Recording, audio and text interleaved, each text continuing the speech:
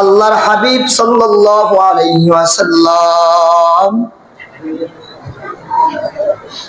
আয়েশা আজরাইলকে বলে, আজরাইল, এতগুলা অনেকেই বলে, প্রশ্ন করে আমাদের মধ্যে, এরকম আছে না নাই, যে আজরাইল আয়েশা কেমনে করে একসাথে এতগুলা জান কবজ করে? দেখা যায় আমেরিকার জমিনে কতগুলা মানুষের মৃত্যু, আবার বাংলাদেশে একসাথে কতগুলা মৃত্যু। এই আজরাইল কেমনে পারে এতগুলো মৃত্যু একসাথে নেওয়ার জন্য? এরকম প্রশ্ন করে না কেউ? আজরাইল এতগুলা একবারে মৃত্যু করে, এতগুলা জান একবারে বাইর করে নিয়ে যায়? আল্লাহর নবীর কাছে আয়েশা আজরাইল জিজ্ঞাসা করলেন, আল্লাহর নবী জিজ্ঞাসা করলেন, ও জিবরাইল, আজরাইল এতগুলা জান আপনি কেমনে করে বাইর করেন? এতগুলা জান কেমন, কিভাবে এতগুলা আপনি মানুষের জান বাইর করেন? আজরাইল কয়, ওই আল্লাহর আরশে একটা গাছ, আল্লাহর আরশে একটা গাছ আছে, ওই গাছের ভিতরে পাতার ভিতরে প্রত্যেকটা ব্যক্তির নাম লেখা আছে। কি লেখা আছে? আজরাইল লাগনা কয়, নবী আমার, ওই আসমানে গাছের ভিতরে পাতার ভিতরে প্রত্যেকটা মানুষের নাম লেখা আছে। কয় মানুষের হায়াত যখন শেষ হয়ে যায় আর 40 দিন আগে ওই গাছের পাতাটা একবার সবুজ রঙে পরিণত হয়ে যায়। আজরাইল কয়, ও নবী আমার, যখন ওই পাতাটা সবুজ রঙের হয়ে যায়, হলুদ রঙের হয়ে যায়, পাতাটা মরে যায়, আল্লাহ আমাকে পাঠায়, ও আজরাইল তুমি যাও যাও যাও, ওই বান্দার নিকটে যাও, ওই বান্দার নিকটে যাও।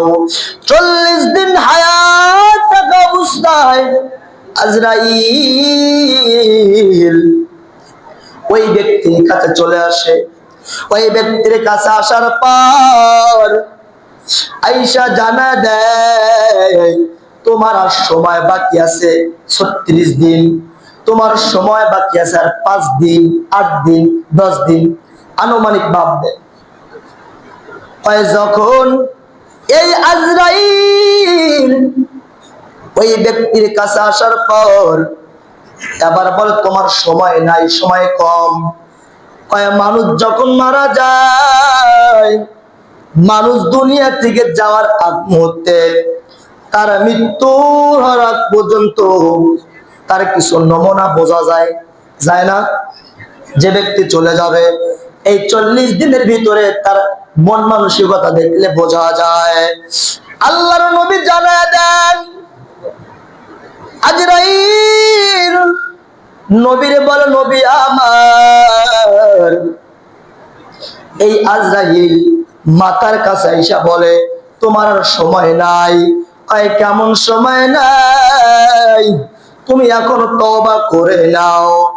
যখন মানুষ মারা যাওয়ার পর্যন্ত হয় 40 দিনের ভিতরে ওই ব্যক্তির সামনে যখন আজরাইল চলে আসে, আসার পরে তার রিজিক বন্ধ হয়ে যায়, খাবার বন্ধ হয়ে যায়। এত একজন ব্যক্তি যদি 2 কেজি চাউলের ভাত খায়, 1 কেজি চাউলের ভাত খায়, যখন সে অসুস্থ হয়ে যায়, যখন আজরাইল তার কাছে আসতে শুরু করে, তার খাওয়া কম হয়ে যায়, হয় না? খাওয়া কম হয় না? খাওয়া কম হয়ে যায়। ওই ব্যক্তি তখন কি খায়? ওই ব্যক্তিকে যখন একটা আপেল আইনা দিবা, আপেল অল্প একটু খাবে, আঙ্গুর ফল নিয়ে আসো, একটু আঙ্গুর ফল খাবে। সব জিনিসের চাহিদা, সব চাহিদা নষ্ট হয়ে যায়। আজরাইল মাতার কিনারায় এসে বসে আর বলে, তোমার সময় নাই, আজকে তোমার খাওয়া নাই। আল্লাহ যে ফেরেশতার মাধ্যমে রিজিক পাঠায়, ওই ফেরেশতাকে আল্লাহ অর্ডার করেন, ও ফেরেশতা তুমি যাও, ওই ব্যক্তিরা জানায়া দাও তোমার রিজিক শেষ হয়ে গেছে, তোমার রিজিকটা উঠে গেল। ওই ফেরেশতা আয়েশা এই ব্যক্তির কানে কানে জানায় দেয় তোমার রিজিক নাই। ওই ফেরেশতা আয়েশা সঙ্গে সঙ্গে জানায় দেয়। এরপরে যখন আবার আল্লাহর নবী বলেন আজরাইল প্রত্যেকটা দিন মাথার উপর আইসা বসে, মাথার কাছে আইসা ওই ব্যক্তিকে জানায় দেয় তোমার সময় শেষ, এখনো পর্যন্ত তওবা কেন করো নাই? তওবা করো, তওবা করে নাও, তাড়াতাড়ি তওবা করে নাও, তোমার সময় শেষ। 3 দিন পরে তুমি আর এই দুনিয়ায় থাকবা না, 3 দিন পরে এই দুনিয়ার আলো বাতাস তুমি দেখতে পারবা না। আজরাইল যখন আসে এই ব্যক্তি যে দুনিয়াতে চলে যাবে এমন নরম হয়, ওই ব্যক্তি যেমন একবার ঝাউরায় যায় আর সন্তানদেরকে ডাক দেয়া কয় আমি দুনিয়া থেকে বিদায় হলে তোর মারে দেখিস, তোর ছোট বোনটারে দেখিস, তোর দাদা দাদি সবাই রে দেখিস। কয় কেমন? তার ভিতর আল্লাহ কয় আমি 40 দিন এই হায়াত থাকা পর্যন্ত আমি এর মধ্যে বান্দার সব কিছু কানেক্ট করে দেই, সবকিছু জানায় দেই। 40 দিনে বান্দা বুঝতে পারে আমার আর বেশি দিন হায়াত নাই, আমার হায়াত কম, বেশি দিন থাকবো। আমার মার নবী ডাক দেয়া কয় আজরাইল, এরপরে কি হয়? কয় মাথার কিনারা যাইয়া বারবার বারবার আমি জানা দেই আর আমি আল্লাহ বলি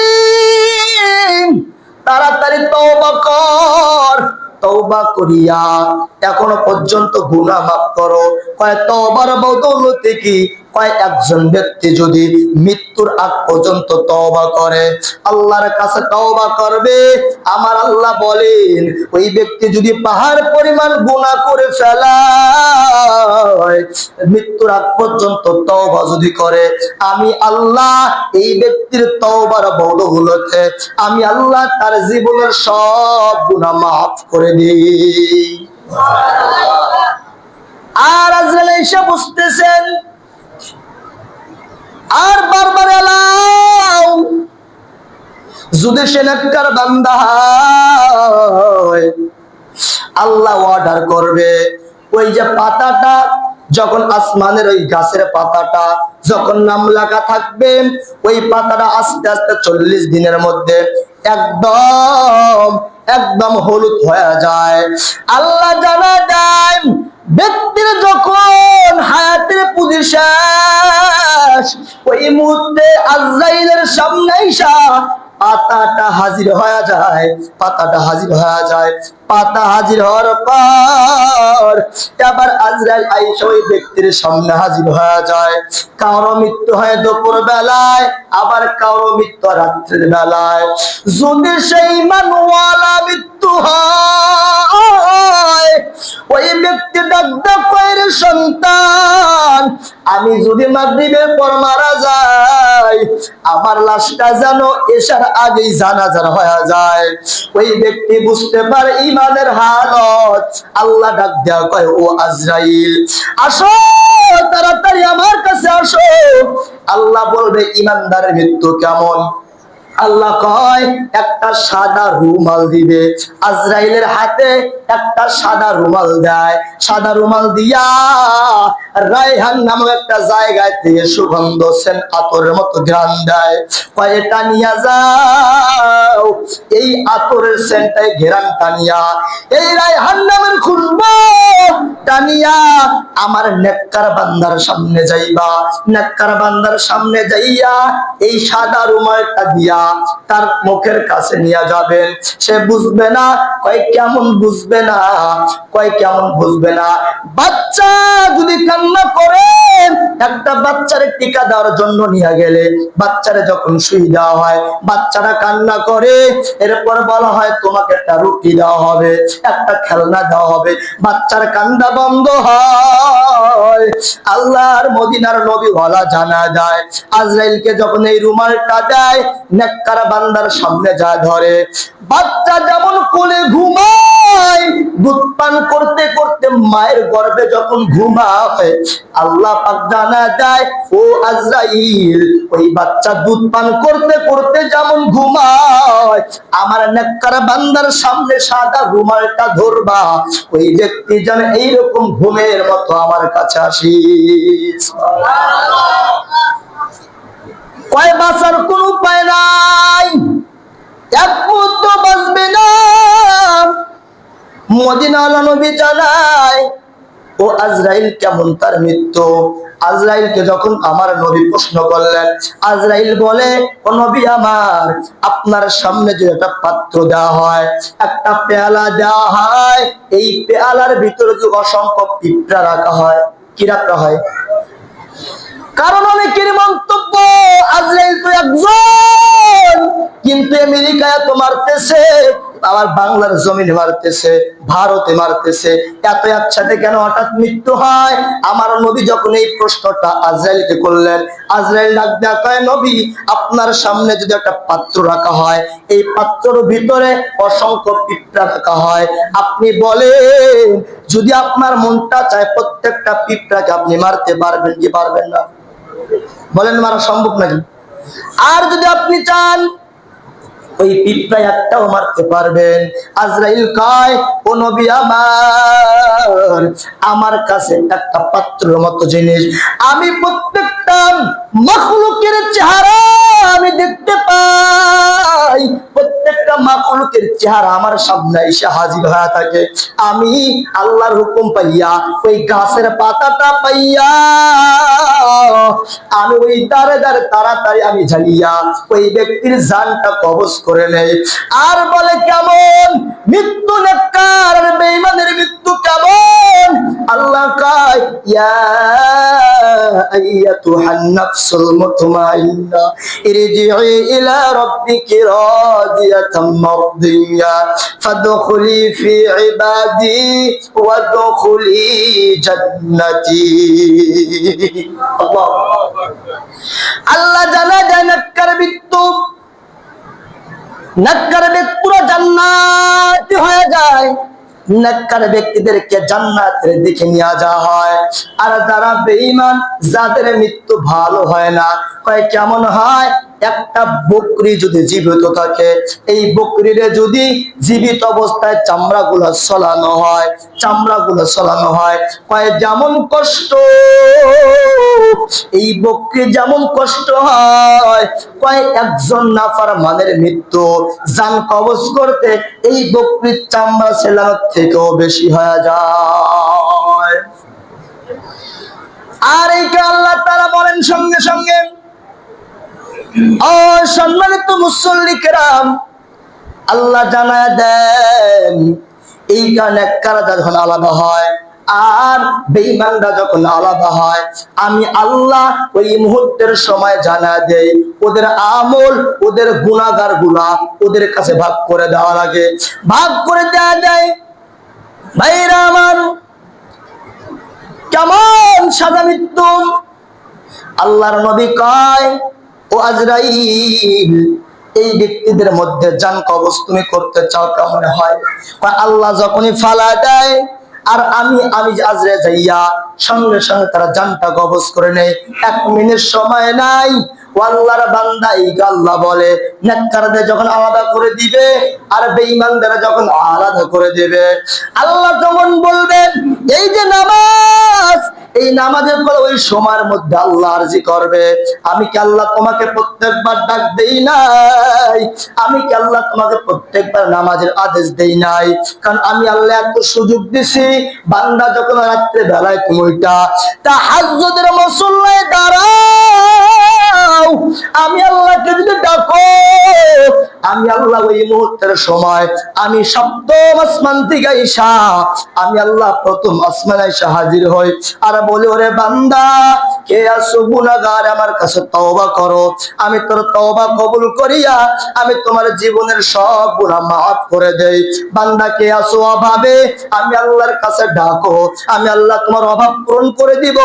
এরে আল্লাহ কে আছো, কে আছো এখন আমার কাছে ডাকো, আমি আল্লাহ তোমাকে রিজিক বাড়ায় দিব। কে আছো অসুস্থ, আমার কাছে এসে ডাকো, আমি আল্লাহ সপ্তম আসমান থেকে প্রথম আসমানে এসে হাজির, আমি আল্লাহ তোমার অসুখ আছে অসুখকে মুক্তি দান করে দেব। আল্লাহ জানা যায় আমি কি তোমাকে ওয়াক্তে ওয়াক্তে ডাকি নাই, মসজিদে কি ওয়াক্তে ওয়াক্তে এলান হয় নাই? ফজরের সময় যখন ডাকছে মুয়াজ্জিন, আসসালাতু খায়রুম মিনান নাওম, ফজরের সময় যখন মুয়াজ্জিন ডাক দেয়, ও বান্দা তুমি তো উল্টাই সে নামাজ আদায় করো নাই। আসরে ডাকছে, জোহরে ডাকছে, প্রত্যেকটা ওয়াক্তে বান্দা তোমার ডাকছে, কিন্তু তুমি আইসা হাজির হতে পারো নাই। কিন্তু আমি আল্লাহ এরপরও আমি আল্লাহ রাগ করে থাকি নাই। বান্দারে তুমি যদি আইসা আমার কাছে চাইতে পারো, সেজদা করতে পারো, আমি আল্লাহ তোমার সেজদাকে কবুল করিয়া তোমার জীবনের সব গুনাহ মাফ করে দিই। এই কারণে আল্লাহ বলেন, আমি আল্লাহ বান্দার উপর বড় দয়া, বান্দার উপর বড় মায়া, কারণ আমি আল্লাহ তো বান্দার উপর বড় দরদ। বান্দা যদিও গুনাহ করেন, আবার বান্দা আমার কাছে তওবা করবে, আমি এই কারণে আমার বান্দার উপর দরদ হয়ে যায়। আমি আল্লাহ বান্দাকে আমার গুনাহ মাফ করে যদি সে একবার খাঁটি দিলে তওবা করতে পারে, আর তওবার বদৌলতে আমি আল্লাহ তার জীবনের গুনাহ মাফ করে দিয়া তার জীবনটা আমি ঈমানে পরিণত করে দেই।